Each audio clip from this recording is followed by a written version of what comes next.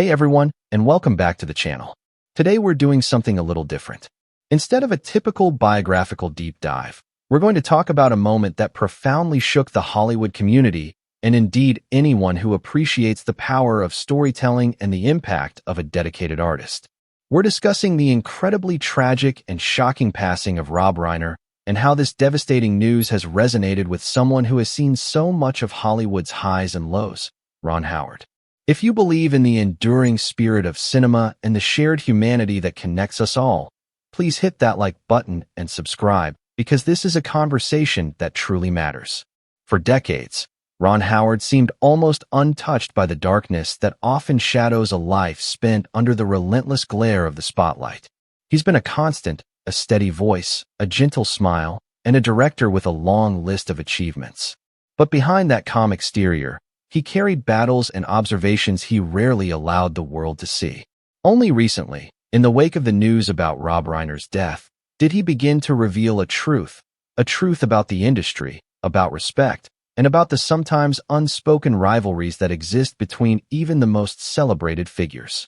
The shocking details surrounding Reiner's passing have clearly resonated with Ron, forcing him to reflect on the fragility of life, the nature of legacy, and the complex relationships woven into the fabric of Hollywood. His carefully guarded silence has finally broken, and what Ron has hinted at is far heavier than anyone expected, especially concerning the nuanced, often unspoken relationship between himself and Rob Reiner. Ronald William Howard's entire life has unfolded under the glare of cameras beginning on March 1, 1954 in Duncan, Oklahoma.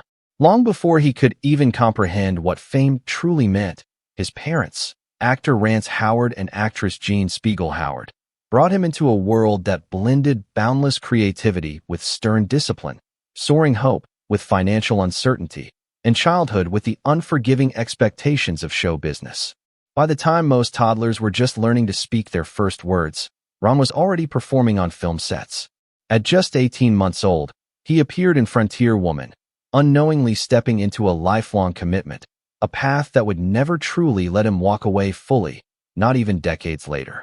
The Howards moved to California in the late 1950s, chasing the rising promise of television, and Ron's life quickly ceased resembling anything remotely ordinary. Script pages sat beside dinner plates. His father balanced military duties with endless auditions, and little Ron, still losing his baby teeth, was already memorizing lines instead of learning how to ride a bike with neighborhood kids.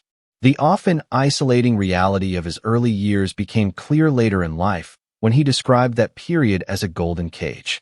Safe, yes, but profoundly isolating, locked behind responsibilities he didn't choose and unable to connect with peers in the way most children do. Everything changed dramatically on October 3, 1960, when the Andy Griffith Show premiered. Ron, just 6 years old, instantly became Opie Taylor, the nation's idealized symbol of wholesome innocence. America felt like it owned him, a collective son. But behind the scenes, he was a quiet boy, diligently completing schoolwork in a tiny cramped room near Stage 40 at Desilu Studios, hearing other kids play outside while he studied between takes. His father fought tirelessly to protect him, challenging scripts, guiding him through scenes, and famously insisting he never act cute, only honest. That profound advice shaped Ron's entire artistic identity, but it could not fully protect him from the emotional cost of being everyone's child, yet never truly his own. Those pressures and quiet anxieties built up year after year, and now decades later Ron admits there were wounds from those years that never fully healed, wounds that would follow him into adulthood and shake the very foundation of his personal and family life. The price of being America's son and the unique perspective it gave him on the very public lives of people like Rob Reiner is something he carries deeply. As Ron Howard grew into his teenage years, the world saw only the dazzling success. What they didn't see was how deeply the relentless pressure carved into him.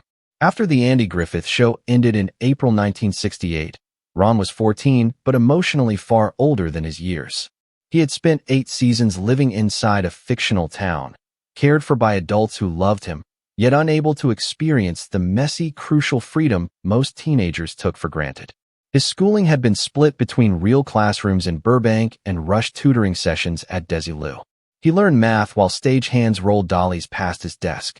He ate lunch not with peers his age, but with Andy Griffith, Don Knotts, and the props crew. The small towering moments revealed the profound cost. During the filming of The Music Man in 1962, he was just 8 years old, terrified he couldn't master a dance routine. He whispered to Shirley Jones in a panic, "I can't do it, Shirley." She comforted him, and the production discreetly hid his mistakes by shooting from the knees up. Millions praised his shy, charming performance, never knowing the quiet fear behind it. Those hidden anxieties became an integral part of him, shaping a young man who performed confidence even when it didn't exist, a trait that allowed him to navigate the often turbulent waters of Hollywood with quiet stoicism, even when observing the more outwardly passionate and political figures like Rob Reiner. Then came Happy Days in 1974.